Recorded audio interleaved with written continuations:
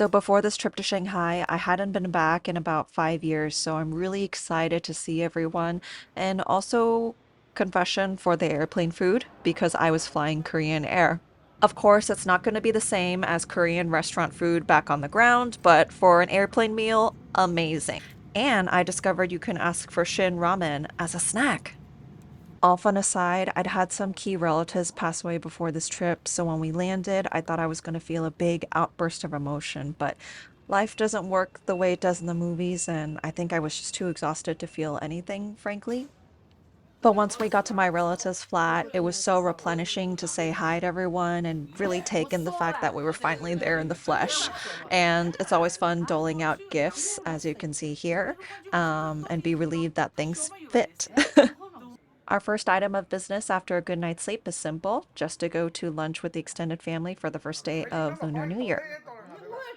Now, they're bickering over something small here, but believe me, it's all love at the end of the day.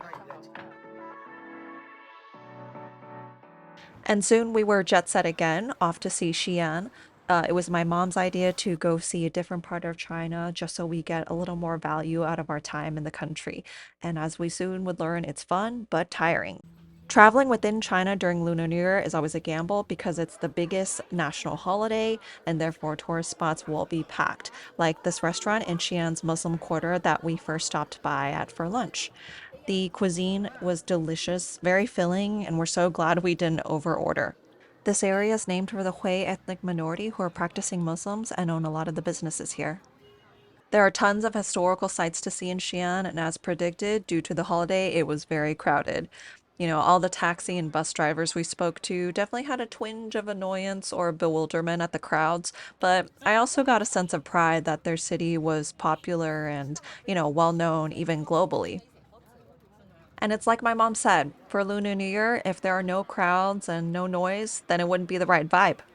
Of course, you can't go to Xi'an without going to see the Terracotta Warriors, but since we were unable to get museum tickets on our own, we had to book with a tour group. We actually started the day visiting somewhere called Huaqinggong or Huaqing Hot Springs, which is both the site of a modern historical event called the Xi'an Incident, and it was also the site of hot springs that were favored by the Chinese emperors and their concubines, namely Yang Guifei, who was known as one of the four great beauties of China. The tour continued with a VR experience visualizing the interior of Emperor Qin or Qin Shi Huang's mausoleum, which, fun fact, was never opened out of precaution. Then we headed into a walkthrough experience that had a bit of a Disneyland crossed with historical reenactment vibe. I have to admit that I was pretty resistant at first to enjoying this because it felt cheesy, but I was pretty taken in eventually by the visualizations and, of course, the actual reenactments.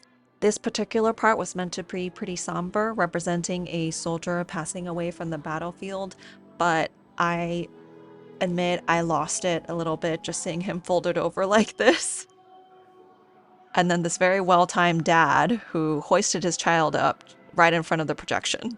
So after all the bloodshed and sorrow, you get to see a reenactment of Emperor Qin Shi Huang here, as well as kind of a representation of the grandeur, strength, and opulence of his court and kingdom, which I guess justifies the bloodshed and sorrow. Anyhow, enjoy these beautiful dancers. The one in the middle is a real person, whereas the others are all projections onto the scrims. At this point, it's about 3 o'clock in the afternoon, but the day has gotten significantly colder, and unfortunately, my travel group underpacked. But finally, after another 2-hour wait, we get our tickets and get to go inside the museum complex for the Terracotta Warriors. I am tired, cold, and cranky, but knowing that I'm finally going to see these historical artifacts in person keeps me going. And yes, it is worth it. It is incredible the amount of detail that you can see even from far away or just by zooming in with the camera. I learned that when these were excavated, there was actually color and pigments on the terracotta, but due to inability to be preserved, this is how they look now. I'm including these clips just to show you my dedication to history. Thankfully, our last day in Xi'an was sunny, and it was also our city wall day. We spent the day just taking the boat tour around the wall, as well as finally waiting for our chance to go up onto the city wall. The main attraction on the city wall itself are the lanterns, which come to life at night. Super festive and rewarding to see, and eventually I gave up on taking photos and just basked in the moment. Earlier in this video, I'd mentioned I'd had relatives pass away. One of them was my grandmother. So, upon arriving back in Shanghai from Xi'an, we went to go visit the cemetery. I took photos and video because I don't know how soon I'll be able to come again. Standing where I was and hearing the Lunar New Year fireworks really just drove home the idea of the circle of life for me. On this trip especially, I realized it's so special that I get to see the city my parents grew up in. And even though Shanghai was never my home, I'm so glad my family raised me in Shanghainese so I can understand things like this. Of course, we check off a Shanghai specialty, sanjibo or shengjianbao. For me personally, it's always been interesting feeling like I straddle a line between being a pure tourist and also having a claim to heritage here. It's an interesting spot to be in, and rather than feeling confused like I was when I was younger, I'm grateful. We happened across a big surprise to my mom on our last day in Shanghai because we came across a food hall that was designed to look like an old Shanghainese neighborhood, and it brought back a lot of nostalgia for her.